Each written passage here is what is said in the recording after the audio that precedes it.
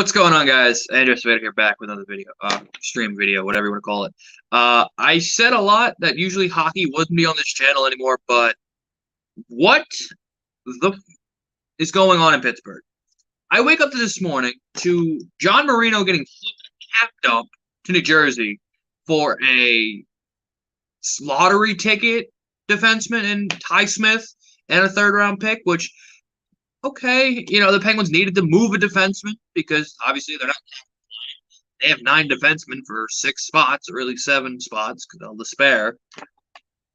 So I'm like, oh, I didn't want to trade Marino as the cap dump. I was hoping it'd be Marcus Pettersson to be the cap dump, but no, that's not going to happen. And then I'm sitting I'm recording this during the Mets game. I'm doing this right during the Mets game. The Mets just took a 1-0 lead, and I have all my notifications on because I'm expecting Donovan Mitchell to get traded to the Knicks at any moment.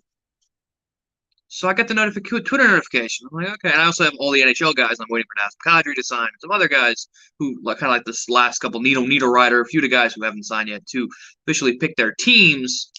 And I get a notification from Elliot Freeman. And it says, Jeff Petry to Pitt. And my immediate reaction is, why? Why? You trade John Marino, the 25-year-old right-shot defenseman. You have to trade him for cap space because you need to get cap compliant because you're over the cap. Well, was over the cap. Then you go out, and now you're going to trade for an older, more expensive, yes, less term than John Marino and Jeff Petry. Jeff Petry's cap hit is $6.25 million compared to Marino, who was at $4.7. A 25-year-old defenseman in Marino to a 34-year-old Jeff Petry.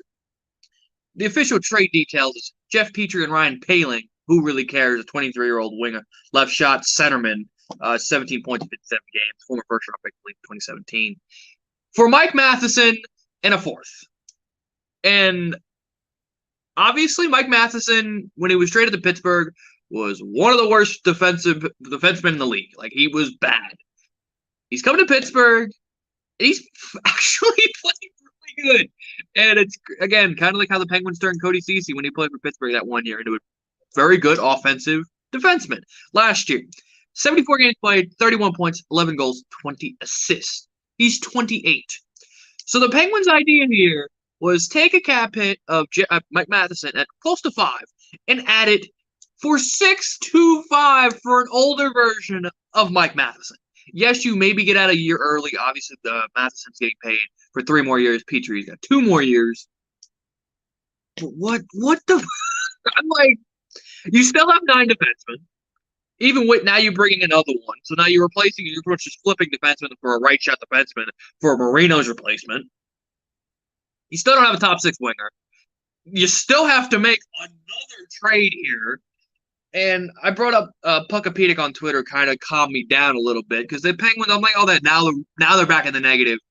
They did tweet out here after saving $3.5 million from the Marino deal. The Pens add $2.13 million in Jeff Petry trade. They still have a current cap hit of positive $1.9 million with a full 23, 12D, 12 forward, 92 goaltending projected rosters with Kasperi Kapanen still being an RFA. I don't know where this is going. He still has to make another trade. Right when Ron Hextall gets a little bit of good grace with the fan base, getting Letang on a cheap cap hit. Yes, the term. We hate the term. Cap hit's good. You get Evgeny Malkin, $6 million. Great cap hit. Term, a little long. Ricard Raquel back on a good cap hit. After he gets all these good cap hit deals, he just starts to finally get in the good graces of Pens fans. And then this day, which he's not done, because again, like I said, he has to make another trade here, because again, he's not going to carry 9 defensemen, and especially not with 7 expensive ones. Jan Ruda, he brings in Jan Ruda on Thursday, so another right shot defenseman. So the Pens completely retool their right side of the defense with Letang, now Jeff Petry playing second line right D, and Jan Ruda now I guess playing third line right D. And a still, again, expensive cap hits at 6, 6, and close to $3 million on the right side. With the left side being now Dumoulin at 4, Pettersson as of right now I guess, is now the second pair right D at close to 5. And I guess now POJ slides in finally to the bottom pair. So they did trade a left defenseman as we wanted. I'm dumbfounded to an extent, and the fact that he has to still make another trade, and he still hasn't gotten that damn top 6 winger. Has like another Twitter notification. Uh, Montreal's extending Ryan Pitlick, I think. Whatever. I'm just so with this trade, but I I I see it to an extent. He's getting out of the contract earlier because again, you get you get a year out earlier of a big money deal, but then you're adding more term. And Petry isn't that much better than he's actually worse than Mike Matheson and is older. So I don't like this trade. Hextall's going to talk in about 5 minutes.